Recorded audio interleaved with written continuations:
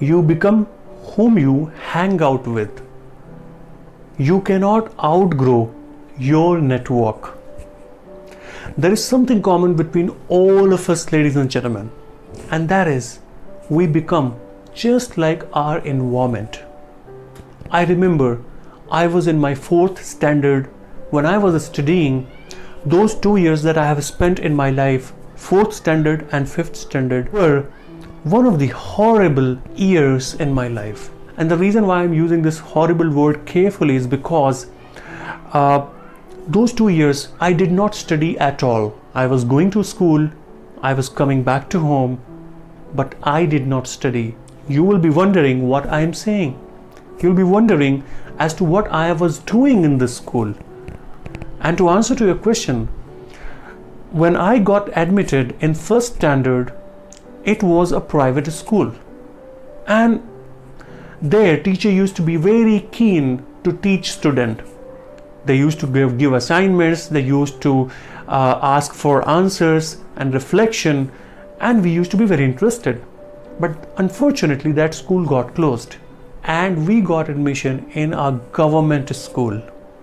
In UP, Uttar Pradesh, those days, teaching English was not in prevalence at all. Teacher used to teach English from 6th standard. From 1st to 5th, students had no idea as to what even ABCD is. I was thankful and blessed to have a mom who was taught and who was educated from Delhi. And she used to teach me English, from the very beginning. So I knew English a little bit. But those 2 years, because I got admitted to a school where there was no tradition of education, teacher used to come and go. They used to enjoy tea in the midday, and simply they used to ask students to work for school. At times, they used to order students to pick up the bricks from one place and put it to another place. At times, they used to ask the students to clean the vicinity of the school. And I was so frustrated and not interested at all. And as a result of that, after a few days, I started to flee from school. I still remember, I was so disinterested that I would simply hide my books in my clothes, and at the time of lunch, I would flee from the school using the backyard road. And it continued for a long time. But I would still make sure that I would go home on time so that nobody would suspect that I was not present in the school for half day.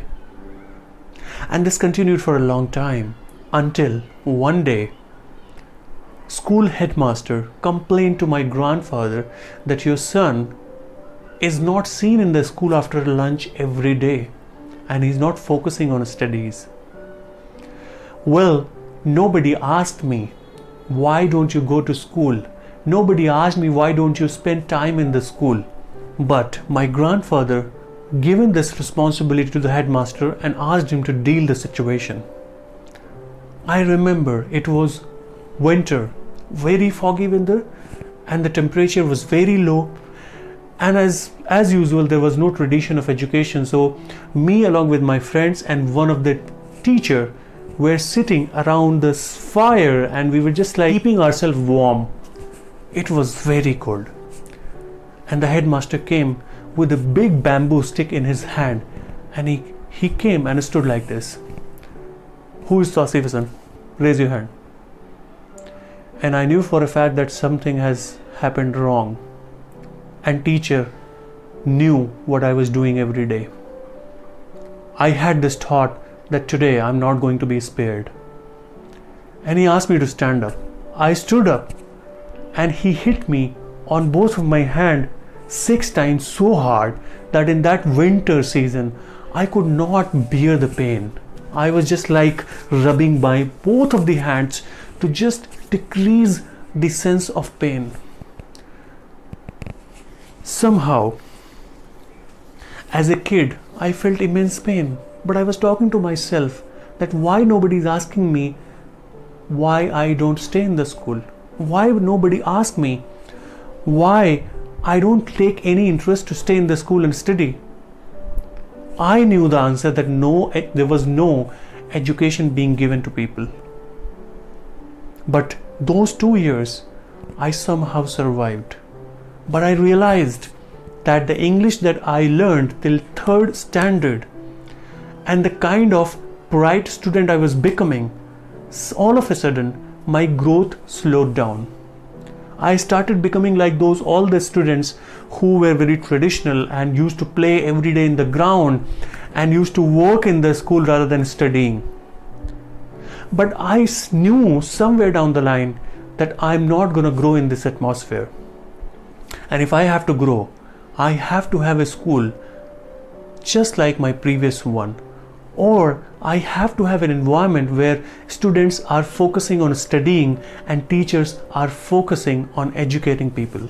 Fortunately, I was blessed. Somehow I spent my time there and I moved on from that school after 5th standard and I took admission into a different school in 6th standard.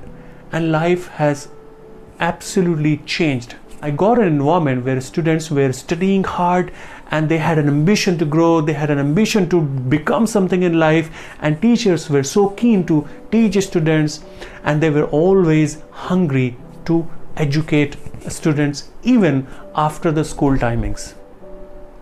What I realized from both of these incidents, one school where there was no culture of education, there was no culture of studying, and teachers never used to take keen interest into educating people, and the another school where I got the admission where students were ambitious and teachers were there to inspire the students, to take them from mediocrity to some brightness, to take them from darkness to light. And I must confess that I not only secured first position in all the standards till 8th, because that school was only till 8th standard, but I also participated in extra curriculum,